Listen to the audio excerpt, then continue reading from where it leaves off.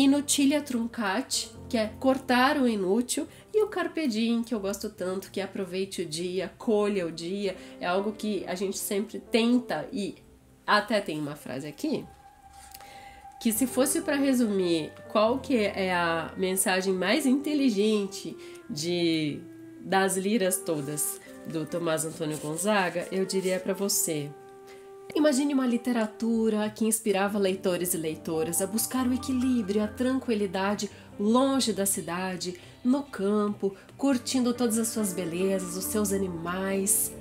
Essa é uma das premissas do arcadismo, e um dos maiores representantes foi Tomás Antônio Gonzaga com Marília de Dirceu.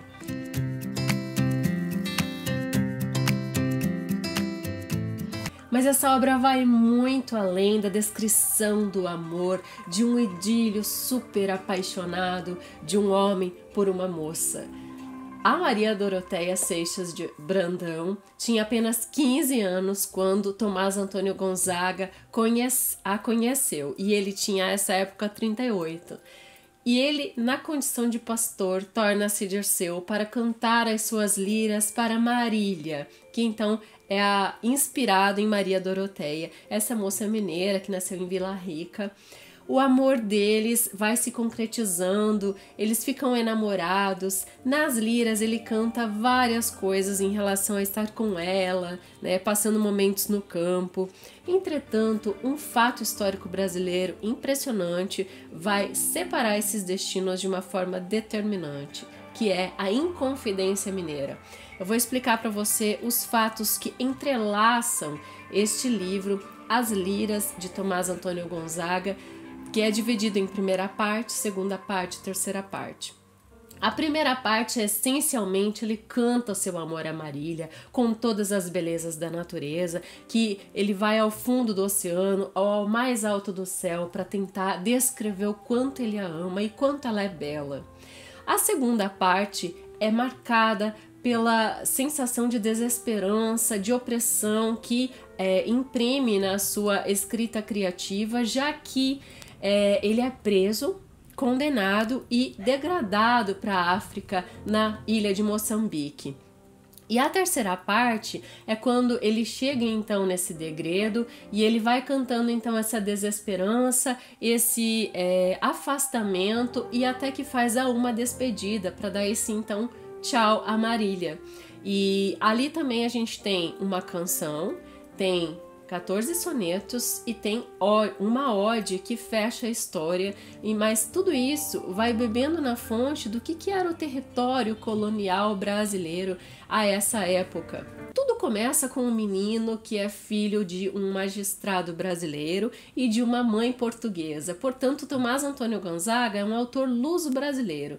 Com 1 ano e pouco ele ficou órfão de mãe, foi criado por tios maternos, mas logo depois, quando ele tinha cerca de 8, 9 anos, o pai dele vem para o Brasil e ele vem junto com o pai, então faz os estudos em território nacional, inclusive com os jesuítas. Depois, quando ele cresce um pouco mais, ele volta para Portugal e lá ele faz os seus estudos em leis, né? Ele forma-se em direito em 1768, ano em que ele publica a sua primeira obra, que é o Tratado de Direito Natural. Quando ele retorna então para o território nacional após se formar em direito, ele conhece a Maria Doroteia Joaquina de Seixas Brandão.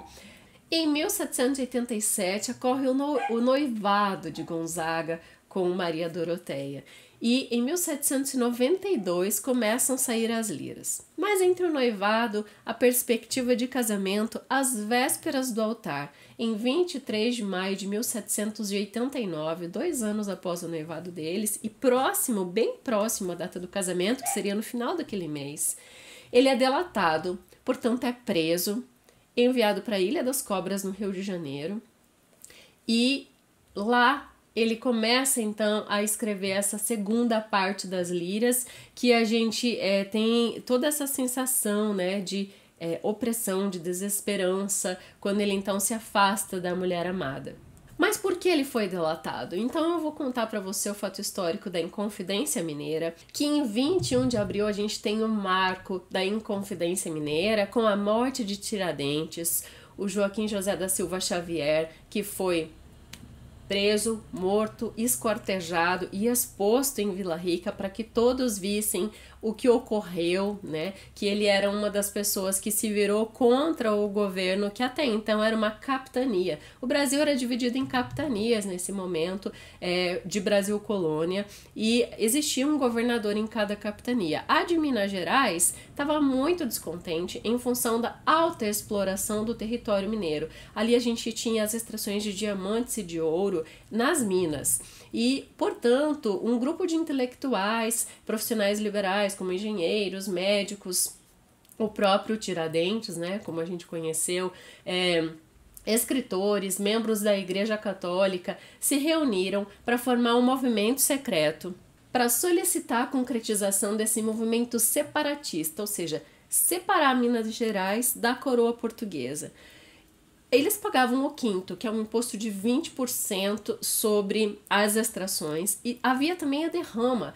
A derrama é um imposto retroativo fundado ainda no século XVIII, onde todos os brasileiros tinham que pagar imposto retroativo por qualquer bem que possuísse ou usufruísse. Então, a questão da dívida com o Tesouro Real era gigantesca. E começou em Minas Gerais, então, esse movimento, que na verdade é um embrião muito importante para o que vem a se tornar depois, em 1822, a independência do Brasil como colônia de Portugal. Então, esse movimento da Inconfidência, ele pauta as bases. Uma das defesas é a criação de uma universidade, né? Esse investimento no território nacional que os intelectuais estavam buscando. Porque o homem, a esse momento, era extremamente escravizado nesse movimento de extração, além do que quem tinha dinheiro, quem tinha que pagar esses impostos, era extremamente desabonado, porque as taxações eram muito altas. Então acontece a delação, esse movimento é descoberto antes da sua deflagração, e um dos delatores, né, do Tomás Antônio Gonzaga, depois de ter sido preso, foi o próprio Tiradentes. É interessante que a prisão do Gonzaga é 1 mês e 2 dias após a morte e esquartejamento de Tiradentes. Então, provavelmente, a gente pode conjecturar que ali no momento em que ele estava sendo torturado, né, oprimido nessa situação de ter sido o mártir da Inconfidência Mineira, a gente teve essa delação também dele falar de alguns outros companheiros. E quando então Gonzaga é preso, ele sai do convívio da sua amada, que é Marília. Só que hoje pesquisadores brasileiros tentam desvincular essa imagem exatamente de que tudo que ele escreveu, tudo que Gonzaga escreveu foi para Maria Doroteia. Como ele tinha assim, uma formação literária, culta, erudita, extremamente profunda, até tem um trecho aqui na Lira 22, onde ele fala: se não houvesse Tasso nem Petrarca, por mais que qualquer delas fosse linda, já não sabia o mundo se existiriam nem Laura nem Clorinda. Laura, que na verdade é Laura de Novaes, uma moça que viveu no século XIV, era a dama celebrada por Petrarca. Eu já falei dele e dela aqui para você, num vídeo que eu estou deixando a indicação aqui, que é sobre os sonetos. Na obra Canzoniere, ele faz então essa louvação à beleza e ao amor que ele sente por Laura, era a sua grande musa.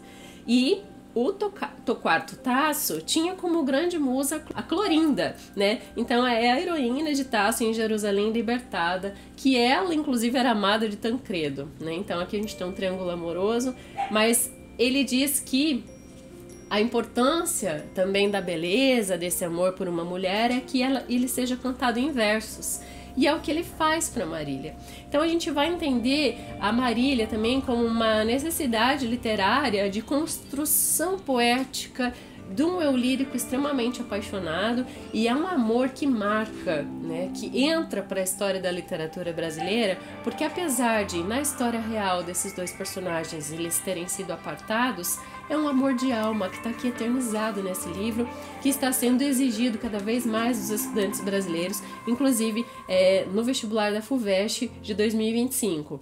Então, por que liras? Lira é um instrumento de corda bem antigo, bem ancestral, que se assemelha a uma harpa, né, que tem as suas cordas, onde era usado para fazer declamações, recitais, E é esse formato literário que Tomás Antônio Gonzaga elege para enaltecer a sua musa, que é Marília. Eu fiz aqui uma seleção de como qualquer canto, né, como qualquer música, a gente tem no refrão repetições. Então eu vou apresentar aqui para você. Na Lira 1, por exemplo, a repetição em finais de estrofes é: graças, Marília bela, graças a minha estrela. Na Lira 4, Marília, escuta um triste pastor. Então é interessante que esse movimento árcade, que tira o homem da urbe, né, do meio de cidade, coloca no campo, ele se põe como um pastor e ela também.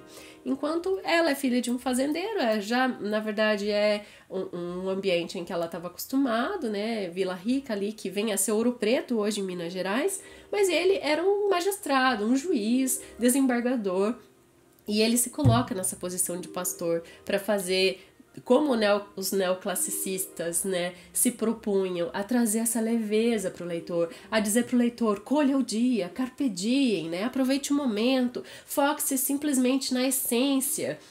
Até tem as palavrinhas aqui em latim que eu trago aqui para você, que é o que eles defendiam. Então, fugere urbem, que é justamente fugir da cidade, aura de mediocritas, que é mediocridade áurea, né? Então vamos ficar com a essência. Locus amoenos, que é o lugar ameno, esse lugar onde correm os rios, os riachos, onde os animais caminham pelo campo, né? Esse movimento bem de valorização do simples. Também inutilia truncate, que é cortar o inútil, e o carpe diem, que eu gosto tanto, que é aproveite o dia, colha o dia, é algo que a gente sempre tenta, e até tem uma frase aqui, que se fosse para resumir qual que é a mensagem mais inteligente das liras todas do Tomás Antônio Gonzaga, eu diria para você, é o final da Lira 14. Aproveite-se o tempo antes que faça o estrago de roubar ao corpo as forças e ao semblante a graça. Gente, isso é uma lição de vida, para qualquer vida.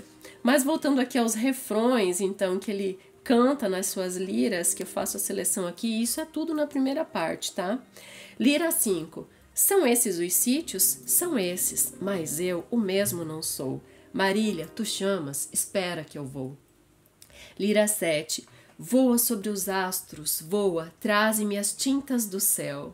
Ele está tentando pintar a beleza de Marília. Lira 8. Todos amam, só Marília desta lei da natureza queria ter isenção? Como um convencimento, né? Como uma artimanha de conquista. Lira 11. Busquemos, ó musa, empresa maior, só posso seguir-te cantando de amor. E até na Lira 14, que eu havia comentado para você, tem uma curiosidade literária muito legal de um objeto ancestral que é citado aqui, ó. Qual no campo ele arranca os frios ossos, ferro do torturado. Isso te lembra o quê? Um dos romances mais famosos da literatura brasileira contemporânea, Torturado, de Itamar Vieira Júnior. Ele mesmo já revelou em palestras que inspirou o título do livro neste trecho da Lira de Tomás Antônio Gonzaga. Na Lira 15, bens que valem sobre a terra e que têm valor no céu. Na Lira 21, que efeitos são os que sinto, serão efeitos de amor? E ainda na Lira 23, a gente tem: ah, pinta, pinta minha bela, e em nada a cópia se afaste dela. Então é muito bonito, toda a primeira parte ele canta o amor a Marília. Na segunda parte, a gente entra nessa tensão, né, pelo fato histórico da prisão, que é ocasionado pela Inconfidência Mineira. É bem interessante que aqui na segunda parte ele revela nas liras que Maria Dorotéia e Gonzaga trocavam correspondências, como aqui, por exemplo, na Lira 31, Dirceu canta: vejo, ó cara, as tuas letras belas, uma por uma beijo e choro então sobre elas, né? Isso demonstra essa troca de cartas, né, entre esses personagens reais brasileiros e que vêm a ser esses personagens da literatura a partir da Lira, né? Porque quando ele se coloca como Dirceu, ela como Dirceia, né, como Marília, a gente tem aqui então personagens, né, compondo esse livro. Para quem está estudando a obra, é importante ter isso em mente, porque é uma construção artística, né? Então, por mais que tenha esse fato real por trás, você nunca vai perder de vista de que é uma criação literária, né? E aqui na terceira parte, quando ele então vai pro degredo, né? É bonito ali antes, no desfecho da segunda para a terceira, que ele tem um momento em que ele reencontra o pai dele, que está velhinho, né? Ele desce num porto em Portugal e ele tem esse abraço do pai de novo. É bonitinho aqui, olha. Esse trecho eu vou ler para você. Agora sim, agora espero renovar da amizade antigos laços. Eu vejo ao velho pai, que lentamente arrasta a mim os passos. Ah, como vem contente, de longe mal me avista, já vem abrindo os braços. O que acontece é que era um sonho, né? Era um sonho, algo da cabeça dele, esse reencontro, mas muito bonito. Lembrar que ele é órfão de mãe desde bebezinho, e aqui então tem essa figura do pai, né? Que é quem traz ele para o Brasil depois, e tem esse afastamento, né? Quando ele volta para cá, como homem, já adulto. E aí vem em seguida uma despedida. Aqui, encaminhando-se para o desfecho, né, na segunda parte, a gente tem um momento em que o Dirceu se despede, então, de Marília, porque ele percebe que ele vai ser deportado, né, ele vai sair do Brasil, vai sofrer esse degredo, que é onde ele canta, então, esse tchau a Marília, né? Um dos destaques que trago aqui é o refrão, né? O refrão que ele elege para essa lira, que ele repete 12 vezes. Ah, não posso dizer-te meu bem adeus. Em qualquer momento, se você quiser conhecer todas essas liras, você vai acessar o meu podcast literário, que é o Leitura de Ouvido. Lá em 3 semanas a gente tem a produção da primeira parte, da segunda parte, da terceira parte. Eu vou estar colocando os links aqui na descrição para você acessar e conhecer a obra inteira, né, que é muito comovente. Importantíssimo é que, além dessa formação literária, ele também interlocuta com deuses, né? A gente tem figuras grecolatinas entrando a todo momento.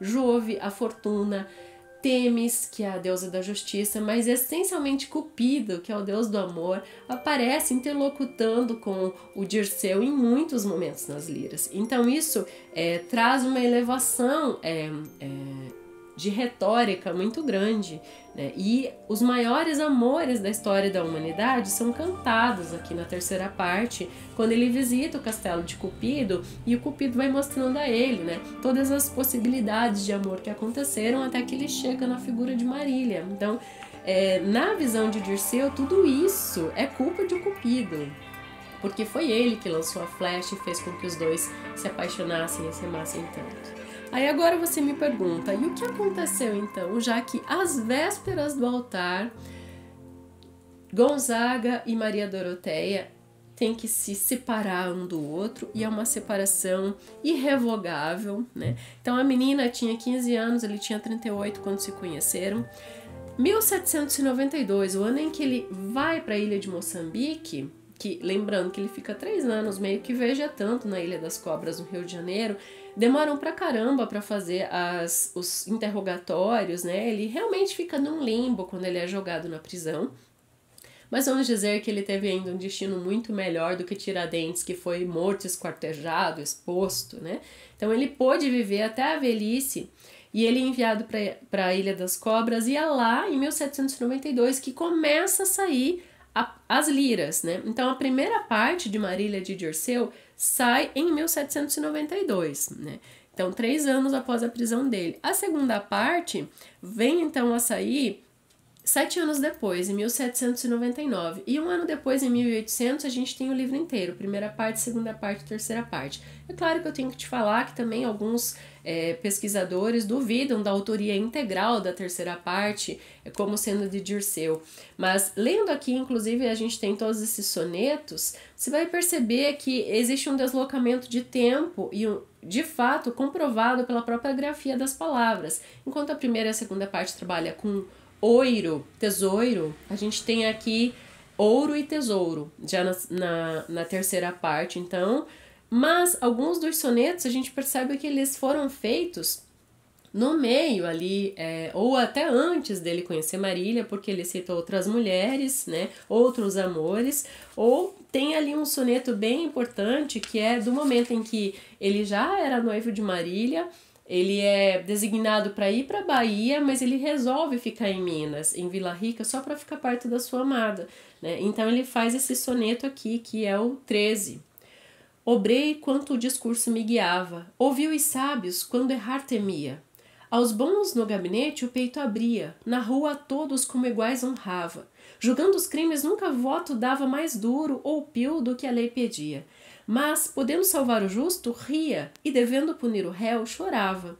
Nem foram Vila Rica os meus intentos meter em férreo cofre cópter de ouro, que chegue aos filhos e que passe aos netos. Outras são as venturas que me agouro. Ganhei saudades, adquiri afetos. Vou fazer destes bens melhor tesouro. Feito quando o autor acabou o lugar de ouvidor de Vila Rica e foi despachado para desembargador na Bahia. Mas ele diz, não, eu vou ficar em Vila Rica, que eu quero ficar perto de Maria Doroteia. Isso é o que nos diz a história, né? E é interessante que nesse soneto e em alguns outros aqui, a gente vê a faceta juiz, né? Como ele se portava, como ele trabalhava mesmo, que era a profissão dele, né? Que é essa formação em direito que ele teve em Portugal. Então o livro todo, ele desvela muito o que é esse personagem da literatura brasileira, essa persona que é o Tomás Antônio Gonzaga, que depois veio inspirar outras produções. Eu tenho um livro aqui, um vídeo aqui no canal, onde eu falo do Castro Alves, e o Castro Alves fez uma peça de teatro chamada Gonzaga, né? Ele pega a história do Tomás Antônio Gonzaga para falar lá. A última parte aqui no livro, a terceira, é uma ode. Nessa ode, ele enaltece o Luiz Beltrão de Gouveia, que era o fiscal dos diamantes de Minas à época. Então, a produção literária dele não foi só de liras aqui em Marília. Você tem que lembrar que tem uma canção, tem os 14 sonetos e tem uma ode, né? Nessa ode, ele cita o rio Jaquitinhonha, que é um rio que nasce em Minas, vai dar no Oceano Atlântico depois de cruzar a Bahia. Então, é interessante porque aqui a gente tem essa questão da extração do diamante, do ouro, do território mineiro, né? Se entre as louras areias do meu Jaquitinhonha, um gênio erguido às regiões alheias, manda que em doce metro repetido hoje o teu nome leve, tanto a virtude meu Beltrão se deve. Veja que a ode enaltece o Luiz Beltrão de Gouveia, que era o fiscal dos diamantes. Isso também nos sustenta o fato da Inconfidência Mineira, o histórico, né, brasileiro. Ele termina assim a ode. Ah, sinta a nossa idade, de um sangue ilustre, de um talento raro, a prove da igualdade. Melhor do que nos mármores de Paro, em memória aos vindouros, te ergue o cerro um padrão nos seus tesouros.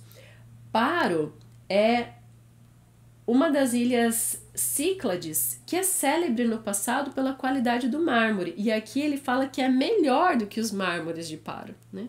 Então, para você ver como a gente tem esse canto, né, às belezas brasileiras também, que emergem muito. Mas o que aconteceu então com Dirceu e com Marília? O que acontece afinal na vida desse casal que se separa? Quando vai então para a ilha de Moçambique, tão logo o Dirceu se instala na casa de um grande mercador de escravos, muito rico. E lá ele se casa com a sua filha, a Juliana Mascarenhas. Com essa moça ele tem 2 filhos. Já a Marília, a Maria Doroteia, apesar de algumas pessoas dizerem que ela teve um filho, na verdade esse menino, historiadores estão revelando que foi um afilhado dela, né? Alguém que ela batizou, porque logo que acontece a prisão do Gonzaga, ela se retira de forma voluntária, ela é aceita na congregação e ela inclusive fica passando grandes temporadas na fazenda da família.